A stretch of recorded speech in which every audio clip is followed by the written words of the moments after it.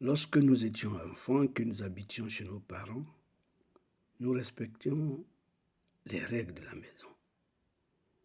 Ce que papa dit de ne pas faire, on ne le faisait pas sous peine de punition. Parce que nous habitions la maison de nos parents. Et nous devions obéir à ce que nos parents nous demandaient de faire. C'est pareil, lorsque un étranger vient dans votre maison, c'est votre maison. C'est vous qui dictez les lois de votre maison. Donc l'étranger est tenu de respecter les lois de cette maison. Nous-mêmes, lorsque nous nous retrouvons chez des frères, chez des amis, dans une famille, dans une autre famille, bien entendu, nous respectons les règles de cette famille. Beaucoup de nous se souviennent quand ils étaient encore à l'école chez des tuteurs, pour ceux qui ont vécu chez des tuteurs, il y a des heures auxquelles on ne devait pas sortir de la maison, sous peine d'être puni. Je fais tout ce détour-là parce que nous disons que nous sommes des enfants de Dieu et que nous voulons vivre dans la maison de Dieu, dans la maison de notre Père. Oui, Seigneur, je veux vivre dans ta maison, je veux vivre dans ta présence. Mais lorsque vous vivez dans la maison de quelqu'un, bien entendu, vous respectez les règles de cette maison-là. Surtout si vous vous considérez comme un enfant de cette personne. Et si vous considérez cette personne comme votre père, bien entendu, vous devez respecter les règles de cette maison. C'est pour ça que le Seigneur nous dit de nous comporter comme des enfants. Parce que les enfants respectent les règles de la maison où ils habitent. Alors, si nous nous considérons comme des enfants de Dieu et que nous voulons habiter sa maison, cela va sans dire que nous devons respecter les règles qu'il impose dans sa maison. Or, la première des règles que le Seigneur impose dans sa maison, c'est de l'aimer. Mais la deuxième des règles que le Seigneur Jésus-Christ a mentionnées, mais qui est l'égale de la première règle imposée, c'est d'aimer son prochain. Par conséquent, pardonner à son prochain. Le Seigneur Jésus-Christ insiste même pour dire que nous devrions pardonner 7 fois 77 fois. Si nous voulons être enfants de Dieu, nous devons respecter les règles de la maison de notre papa, qui est d'aimer notre prochain, de pardonner à notre prochain. Mais que faisons-nous? Nous oublions tout ça, nous piétinons tout ça. Lorsqu'on nous fait du tort, nous ne cherchons pas à pardonner. Nous ne demandons pas l'Esprit de Dieu, l'Esprit de notre Père pour nous aider à pardonner. Et nous continuons de dire que nous sommes des enfants de Dieu. Réfléchissons à cela, mes frères. Si tu es un enfant de Dieu, j'insiste chaque fois pour dire que si tu es un enfant de Dieu, tu dois ressembler à ton Père. Puis si Dieu est ton Père, tu dois lui ressembler. Mais comme il est un être spirituel, donc ses qualités sont purement spirituelles. C'est-à-dire la miséricorde, la compassion, la magnanimité, la bonté, la tolérance.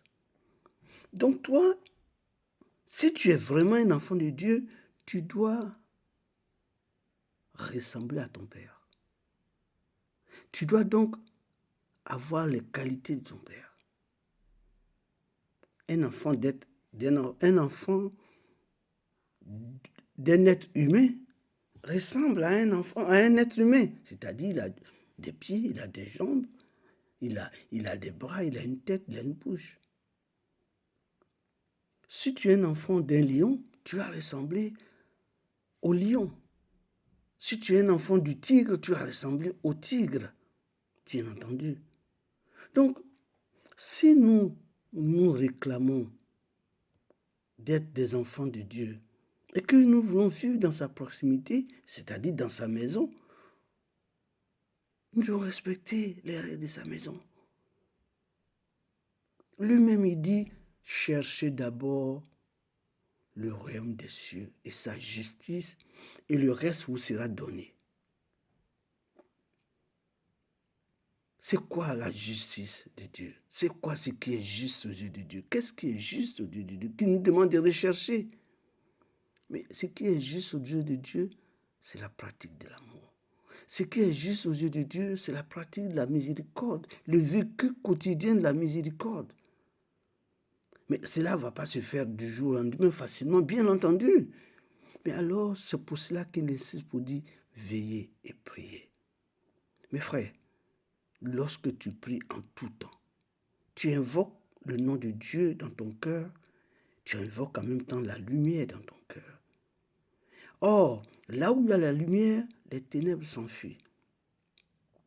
Si tu es dans une situation de trouble, c'est-à-dire que on t'a fait un mal, quelque chose qui te fait très mal, invoque le nom du Seigneur. Invoque-le constamment. Tu verras que la douleur va partir petit à petit. Parce que la lumière chasse toujours les ténèbres. Toujours. Les ténèbres n'arrivent pas à supporter la lumière. Dès que la lumière est là, les ténèbres s'enfuient. Donc si nous sommes des enfants de Dieu, épousons les qualités de notre Père. J'insiste là-dessus. Je ne suis pas contre ceux qui prient pour avoir une maison, pour avoir un enfant, pour avoir un mari, pour avoir une femme, pour avoir du travail. Je n'ai rien contre ça et Dieu n'a rien contre ça. Mais quand nous nous asseyons et que nous méditons là-dessus, est-ce que c'est parce que tu as eu un enfant après ta prière que les portes du royaume te sont ouvertes? Non. Est-ce que c'est parce que tu as eu tes papiers après avoir jeûné, après avoir prié, ou bien après que les frères aient prié pour toi? Est-ce que ça t'ouvre les portes du royaume? Non. Or, le Seigneur Jésus-Christ est venu pour que nous ayons accès au royaume. C'est pour ça qu'il est venu, c'est pour ça qu'il a vécu sur la terre, c'est pour ça qu'il est mort sur la croix. Parce que tout ce que nous allons gagner sur cette terre, nous laisserons cela ici sur cette terre. Nous n'emporterons que ce que nous aurons fait de bien ou de mal. C'est pour ça qu'on dit que Dieu est bon. Dieu n'est pas bon seulement parce qu'il nous donne des bonnes choses, nous fait des grâces. Non, il est bon parce qu'il nous permet de choisir dès maintenant où nous voulons aller. Si tu choisis d'aller en enfer, continue d'être méchant avec tes frères. Continue d'être hypocrite, continue de faire des coups bas, continue de faire ça. Continue de ne pas pardonner. Mais là, tu es sûr que tu iras en enfer. Et ça, ce n'est pas alors la faute de Dieu. Dieu, il te laisse le choix, ici, maintenant. Mais si tu décides de le rejoindre dans sa demeure, alors, de tout ton être, de tout ton cœur, de toutes tes forces, aime ton prochain. Pardonne à ton prochain. Parce qu'il dit, ce que tu feras à ton prochain, c'est ce qui te sera rendu. Oui, c'est aussi simple que ça. Mais nous déjà, nous traçons notre route parce qu'on dit, ah non, moi je ne peux pas lui pardonner. Je ne peux pas pardonner. Alors, lorsque tu dis ça, ce n'est plus Dieu qui te juge, c'est toi qui te juges toi-même. Je voudrais que mes frères, les leaders spirituels, les pasteurs, les bergers, les conseillers spirituels, nous conduisent sur le chemin de l'amour, pas sur le chemin de la prospérité, pas sur le chemin pour avoir ceci, pour avoir cela. Non. Oui, si quelqu'un vient, il a un souci, prions pour lui. Mais dites-lui que la chose la plus importante, c'est de vivre en accord avec ce que Dieu veut, l'amour du prochain. Parce que tu aies un enfant, que tu n'aies pas d'enfant, tu peux aimer ton prochain et puis lui pardonner. Que tu aies du travail, que tu n'aies pas du travail, que tu n'aies pas des papiers, tes papiers, que tu n'aies pas tes papiers, tu peux pardonner à ton prochain, tu peux partager avec ton prochain. Que tu sois blanc, noir, rouge,